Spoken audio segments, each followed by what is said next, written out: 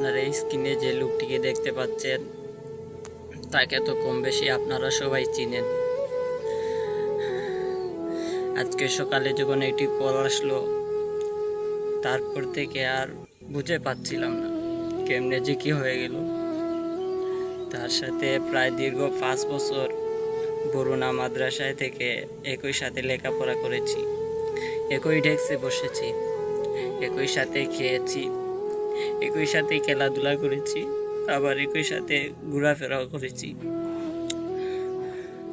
আজ সকালে কল আসার পর থেকে একেবারে বুঝে পাচ্ছিলাম না কেমনে যে কি হয়ে গেল।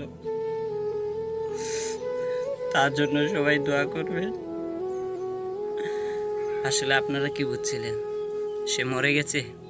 সে মরে নাই, তার বিয়ে ঠিক হয়ে গেছে।